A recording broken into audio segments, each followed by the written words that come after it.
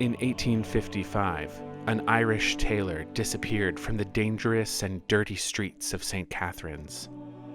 Join his sister Mary on her search for her brother Michael and encounter true crime stories of 1850s St. Catharines, including thefts, assaults and riots, public drunkenness, and murder.